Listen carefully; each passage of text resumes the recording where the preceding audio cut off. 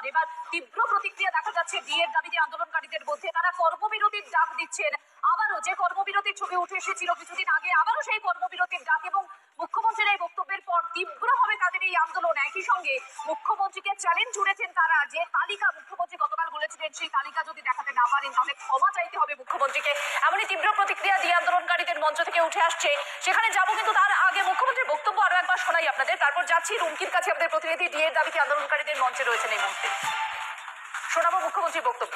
প্রতিদিন আপনারা ওখানে গিয়ে এই চাই, এখানে গিয়ে এই চাই, চোর ডাকাতগুলো, যে চোর ডাকাতগুলোর লিস্ট, শশী দেখাও আমার একবার, যে চোর ডাকাতগুলোর লিস্ট এমনিতে চিরকুটে চাকরি পেয়েছিল সব গিয়ে বসে আছে ওখানে ডিএর ওখানে।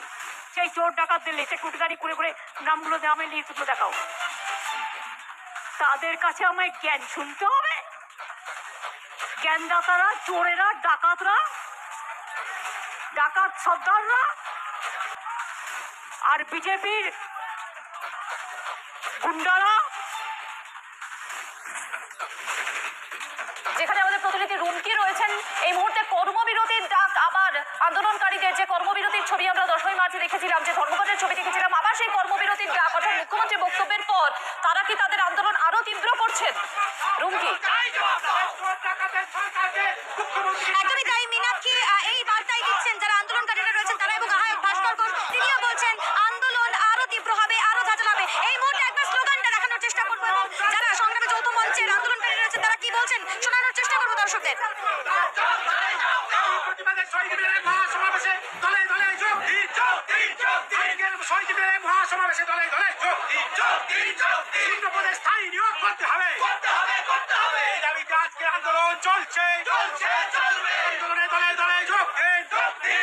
একদমই মীনাক্ষী, আজ মহাসমাবেশ রয়েছে, আর কিছুক্ষণের মধ্যেই মিছিল শুরু হবে। হাওড়া স্টেশন থেকে শুরু হবে, শিয়ালদা স্টেশন থেকে, রাজ্যের বিভিন্ন প্রান্ত থেকে, অর্থাৎ জেলা থেকে যারা কর্মীরা রয়েছেন, সরকারি কর্মীরা, তারা আসছেন এবং তারা ওই দূর থেকে এসেও তারা লাগাতার এই আন্দোলন, এই দাবি চালানো হবে আন্দোলন। এই মুহূর্তে আমি একটু কথা বলে নেওয়ার চেষ্টা করবো যারা আন্দোলনকারীরা রয়েছে তাদের সঙ্গে। আচ্ছা, আপনাদের আগামী দিনে কি কর্মসূচি রয়েছে? আজ তো মহামিছিল শুরু হবে, কখন শুরু হবে, কি বিষয়, এই বিষয়ে জানতে চাই। দেখুন, আমাদের দুটো মিছিল, একটা হাওড়া থেকে, একটা শিয়ালদা থেকে আসার আছে।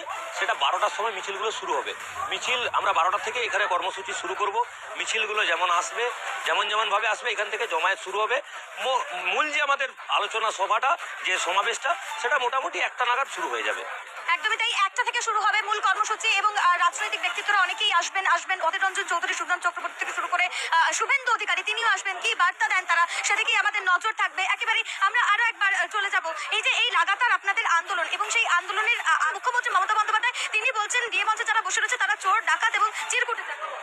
উনি তো বলবেনই, যে যেমন সে অপরকে ওইভাবেই দেখেন বিষয়টা, সেটা নিয়ে আমরা চাপ নিচ্ছি না। যদি উনি একটা কাগজ দেখিয়েছিলেন 34 বছরে যদি চিরকুটের চাকরি হয়ে থাকে তাহলে প্রকাশ করুন।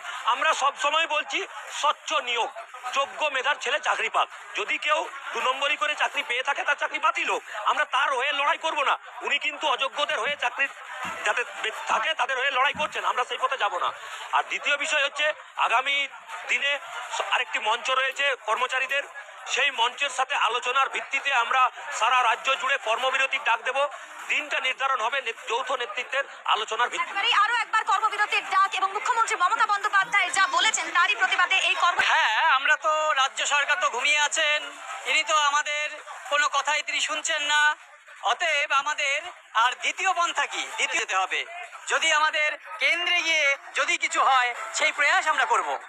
তাই কেন্দ্রের কাছে আবেদন জানানো হবে, আর্জি জানানো হবে এবং সেই কারণে সঙ্গে থাকো রুমকি। এই মুহূর্তে দুটি ছবি একই সঙ্গে আমরা দেখাচ্ছি, যেখানে বঞ্চনার অভিযোগে মুখ্যমন্ত্রী নিজে ধর্ণা বসেছেন। কেন্দ্রের বিরুদ্ধে বঞ্চনার অভিযোগে বেশ খোশ মেজাজে দেখা যাচ্ছে মুখ্যমন্ত্রীকে, যেখানে গান গাইতেও দেখা গিয়েছে আজ সকালে মুখ্যমন্ত্রীকে, এবং নেতামন্ত্রীদের সঙ্গে আলোচনারত রয়েছেন তিনি। এর পাশাপাশি সেই একই বঞ্চনা, যা রাজ্য সরকারের বিরুদ্ধে বঞ্চনার অভিযোগে এই মুহূর্তে দাঁড়িয়ে ডিএর দাবিতে আন্দোলনকারীরা তারা আরো তীব্র করছেন তাদের আন্দোলন মুখ্যমন্ত্রীর বক্তব্যের পরিপ্রেক্ষিতে, যেখানে চোর ডাকাত তাদেরকে বলা হয়েছে এবং একই সঙ্গে সেখান থেকে স্লোগানিংও করছেন তারা। তাদেরকে কেন এই বক্তব্য শুনতে হবে, যেখানে মুখ্যমন্ত্রীকে ক্ষমা চাওয়ারও দাবি জানাচ্ছেন। একই সঙ্গে দুই ছবি আমরা তুলে ধরছি।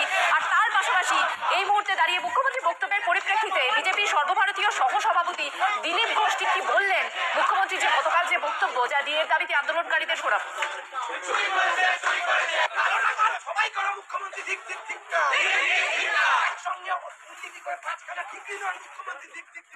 উনি চোর ডাকাতও বলেছেন। এর আগে বলেছেন ঘেউ ঘেউ করবেন না, ঘেউ ঘেউ করলে ডিএ পাওয়া যায় না, কুকুর বিড়াল বলেছেন। এখন চোর ডাকাত বলছেন, যারা তার সংসার চালাচ্ছে।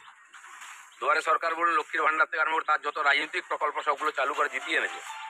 যারা এই বিধানসভা নির্বাচনে পোস্টাল ব্যালটে 60% বেশি ভোট দিয়েছে ওনাকে, আজ তারা ডিএ চেয়েছে বলে তারা চোর ডাকাত হয়ে গেল। তারা তো কাটমানি চায়নি আপনার মতো, সরকারি টাকা ঝাড়ছে না। তারা যে পরিশ্রম করেছেন, কাজ করেছেন, সেবা দিয়েছেন, তার বদলে ডিএ পাচ্ছেন, যেটা সারা ভারতবর্ষের সব রাজ্যের কর্মচারীরা পান। আপনি কেন দিতে পারবেন না? সরকারি টাকা যাচ্ছে কোথায়? কথায় বলে কেন্দ্র দিচ্ছে না।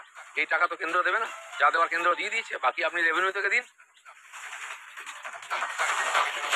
অর্থাৎ বিরোধী মহলে এই মুহূর্তে তীব্র প্রতিক্রিয়ায় বক্তব্যের পরিপ্রেক্ষিতে রুমকি আপাতত ধন্যবাদ, কারণ এই মঞ্চের দিকে নজর থাকবে। আর শুভেন্দু অধিকারী, অধীর রঞ্জন